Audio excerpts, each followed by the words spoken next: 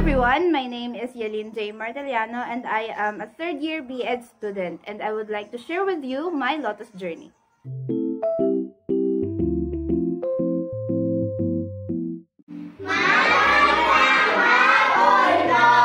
Project, I was able to put all the learnings I gained in school into application to teach young learners. And through that, I was also able to practice my skills in instructional making and lesson planning, as well as dealing with children in multi-grade classes. Ako po si Kate Aguilera, grade 5 Unity. Ang natutunan ko po kay Ate Yalin is nakabasa po ako ng mabuti at madami rin po ang natutunan ko sa mata at medyo tumaas po yung tika. My name is Jan Rex Peña, grade 3 at ang natutunan ko ay pagbabasa at salamat sa pagturo ni Ate Yalin. My name is Amethyst, grade 3 na po ako.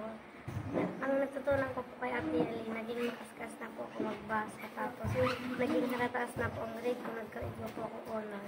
Ako po si Jasmine D. Mendoza. Grade 6 na po ako and marami po ako natutunan kay Ate Yalin and yung mga dati po naming lesson na nakalimutan ko na, pinapaalala niya po. My name is Aydin Palamos. I'm grade 6 and natutunan ko po sa pag-tutor ni Ate Yalin sa English. Mas nagtaas po yung grades ko. Ako po si Trisna Hilas TV. Ang batid ko po na kaiba sa tigto-tutor ay si Kate Ashley Hila.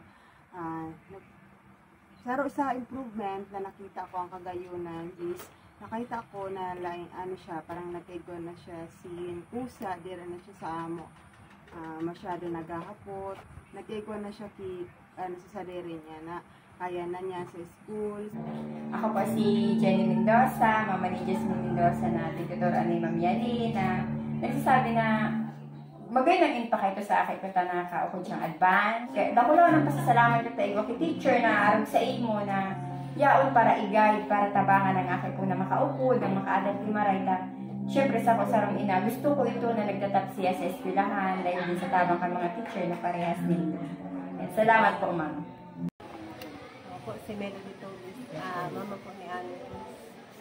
Salamat ako sa pag-tutor sa ating ito. Bato po first quarter hanggang second quarter, nakalang po siya sa una. Salamat po sa pag-tutor sa ito.